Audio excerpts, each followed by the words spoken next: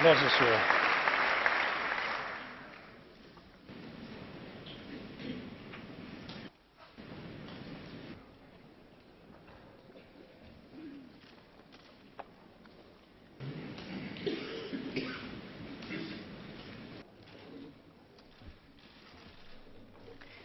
This is for me a joyous and a deeply meaningful occasion. A joyous one because I have been given the opportunity to thank all of you for the support that you have given me and my party and all those who believe in democracy in Burma for over 2 decades. And it is deeply meaningful because the Sakharov Prize was very meaningful. It was given to me in 1990. That was a year of great significance in the history of Burmese politics. That was the year in which the first democratic elections in over 2 decades were held in my country. In these elections, my party, the National League for Democracy, won over 82% of the seats that were contested. But we were never allowed to take office. We were never allowed to even call parliament. We were never allowed to implement the wishes of the people as had been expressed through those elections. Instead, our party was repressed, our people were persecuted, and we had to struggle on for a couple more decades before we have come to this stage.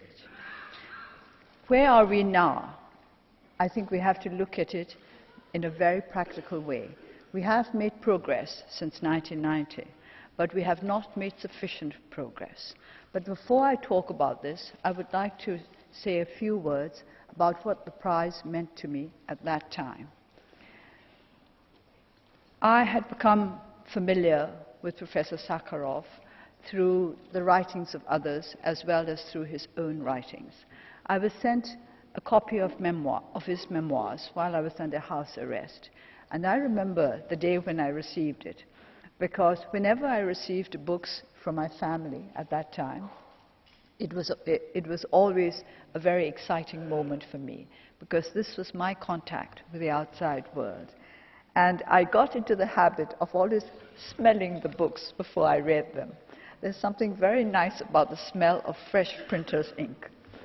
And this was for me the beginning of a very pleasurable few hours, reading a new book. When I read Professor Sakharov's book, I was struck by the fact that he was so down-to-earth and so practical and so scientific in his approach to politics. I have to confess that I didn't quite understand some of his scientific comments, but it made me feel very good simply to be reading them. And I remember reading them on a very sunny day, sunny like today here in Strasbourg, but of course we have many more sunny days in Burma, and thinking that this was a happy occasion for me, even though I was under house arrest, to be able to read something by a man whom I admired and a man whom I saw as the great champion of human rights and freedom of thought. Freedom of thought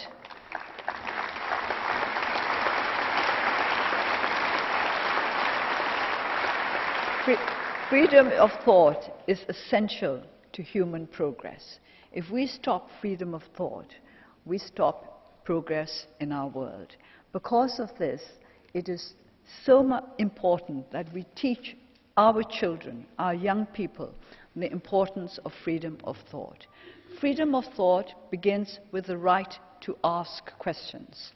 And this right, our people in Burma have not had for so long that some of our young people do not quite know how to ask questions. One of the tasks we have set ourselves in my party, the National League for Democracy, is to teach our young people to ask questions, not to accept everything that is done to them without asking why. Why is one of the most important words in any language. You have to know why the world is the way it is, or you have to want to know. If you do not have this curiosity, and if you do not have the intelligence in order to be able to express this curiosity in terms that others can understand, then we will not be able to contribute towards progress in our world. How many of our people over these past few decades ever asked themselves why they had to submit to the authority of people who did not have the mandate of the general public? I do not think very many did. It was taken for granted that those who had power and authority could do exactly as they please. This was something that we could not accept. During the years of repression, many of our people were arrested almost on a daily basis, and we had to teach them to ask those who came to arrest them why. We had to teach them their basic rights, and we had to say to them, if somebody comes to arrest you in the middle of the night, you have the right to ask, do you have a warrant? Even that, many of our people did not know. I have to confess that one of those who took our teachings very seriously and asked those who had come to arrest him if they had a warrant was answered, don't be silly, we've already decided how many years you're going to be imprisoned. So this is the kind of society in which we had to live for many years. But we have made progress. That, I think, we admit, we recognize. Not sufficient progress. Our people are just beginning to learn that freedom of thought is possible. But we want to make sure that their right to think freely and to live in accordance with their conscience has to be preserved. This right is not yet guaranteed 100%. We still have to work very hard before the basic law of the land, which is the Constitution, will guarantee us the right to live in accordance with our conscience. That is why we insist that the present Constitution must be changed to be a truly democratic one. I think Professor Sakharov would agree that if we are to be firmly on the road to democracy, that is to say, if we are to adopt a system that respects the will of the people, it would not do to have a constitution that subjects the people to the authority of one particular organization, an unelected organization, which is the military. I have often said, sometimes to the annoyance of many of my colleagues, that I have a great fondness for the Burmese military. This is very natural because my father was the founder of the army and I was brought up to love it and to look upon it as our family. And one of the great aims, the main aims of our democratic movement was to bring about national reconciliation, which means reconciliation between the then ruling army and the civilians who wanted democracy. We are still trying to achieve such a reconciliation, but in order to achieve this reconciliation, we need the help of all our friends all over the world. I accept, and I'm very proud to accept, that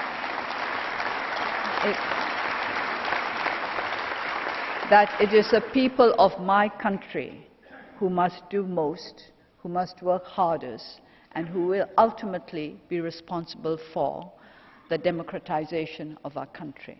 But at the same time, in this day and age, we cannot ignore the fact that the weight of international opinion is immense, that the world has great power over any particular society anywhere. We are in the age of globalization, which has its drawbacks, which has its problems, but it also has great advantages in that nowhere in the world can people ignore what other people think. And this brings me back to freedom of thought. Because you are in a position to be able to think freely and to be able to live in accordance with your conscience, you have great power, you have great strength in your endeavors to help our people to engage in freedom of thought and to be able to live in accordance with our conscience. When the European Parliament, the European Union, the European Commission, when the free world recognized our movement for democracy in Burma. It gave us the strength to go on despite great odds. There were those who said to us that we should give up because we were trying to achieve the unachievable. But I have never thought that anything that human beings wanted to achieve for the society in which we live was beyond reach. We only have to have the will and the determination to pursue our goals. Our goals are very simple. Our people simply want to live in dignity and in peace. We want to be free from want and free from fear. These are the freedoms that are recognized as most important by the community of nations as reflected in the United Nations Charter of Human Rights. Because we wish to live free from want and free from fear, we have had to face want and we have had to face our own fears and overcome them. This we have managed to do because of the solidarity, not just of our own people, but of the world at large. Solidarity is a beautiful word because it means that you reach out to those who are different from you and who have to cope with different circumstances, because you recognize that we all share the same human needs and same values. It is the values that count most of all. The value of freedom of thought, the value of democratic practices, the value of respect for your fellow human beings. I have never claimed that democracy was a perfect system, because we human beings are not perfect. We are not capable of producing a system that is perfect. But I think there is something rather nice and challenging about imperfection. If we were all perfect, I think it would be a very boring world. But as it is, because we have to cope every day with our imperfections, every day can become a day of excitement. You wake up and say to yourself, now which one of my many imperfections shall I work on today? And that makes it very interesting and very challenging. But it is more important that we work on the imperfections of societies and of laws and of practices that truly hurt us as human beings, that erode the foundation of human dignity. It is because of this that we feel our quest for democracy is not yet at an end. We will not achieve perfection, as I said earlier, but we do want to get to the point when we can say that the laws of the land, the institutions of our society, guarantee that our people can live in human dignity as far as it is possible for human beings to do so. We all have to be responsible for ourselves. I accept the concept that respect for yourself must be at the foundation of respect for others. It is only if you respect yourself as a human being and you have faith in your ability to achieve what should be achieved that you will be able to help others. You in the European Union have been fortunate to be born in countries, well, perhaps we're not born in those countries, but you have made those countries the kind of countries where you could live as dignified human beings. There are many countries in the European Union now which, at the time when we started our movement for democracy in 1988, did not yet enjoy the fruits of a democratic society. It is sad, but I'm proud and sad at the same time to say that the democratic revolution started in Burma before it started in the Czech Republic or Slovakia or Romania, or I can name a great number of countries which only started getting onto the road to democracy in 1989, a whole year after we had started. But they outstripped us. They went forward, and we were left behind. But now we are on the road towards democracy. We have not got there yet, and we would like you to be aware of the fact that we still need your help and your support and your understanding that we need still to make a lot more progress before we can say we are where Professor Sakharov would have wished us to be. And he would have wished us to be in a place where freedom of thought was the birthright of every single citizen of our country. And to achieve this position of a society which would have had the approval of Professor Sakharov, we will have to work a lot harder. Our people will have to do the greater part of the work, but I do believe that all of you can help us in our endeavors. I've always said there's no hope without endeavor. Hope has no meaning unless we're prepared to work to realize our hopes and our dreams. But in order to do that, we do need to have friends. We need those who believe in us. Friends ultimately are those who believe in us enough to want to help us in whatever it is that we are trying to achieve. So I would like to take this opportunity, as I thank you for the Sakharov Prize, to say that I hope you will be our friends in our continuing endeavor to achieve democratic rights for our people. I hope you will give us the understanding that we need to resolve the many problems that our country is having to face today. I hope we will have your help in freeing our people from want and from fear, because it is a fact that fear is still very much part of our society. Unless we are free from fear, we will not be able to give our children the kind of future that we would like them to have. The future of our country is in our young people, as the future of the world is in the hands of our young people. We would like you to understand that we need help with education, with health, with development, inclusive development, that the future of our country might be safe, that the future of our children and our young people might be assured. But in order to achieve progress in those areas, we need basically the kind of political system that will give our people the right to shape their own destiny. When the fathers of the independence movement were working to free our country from colonial rule, they said, we want the right to shape our own destiny.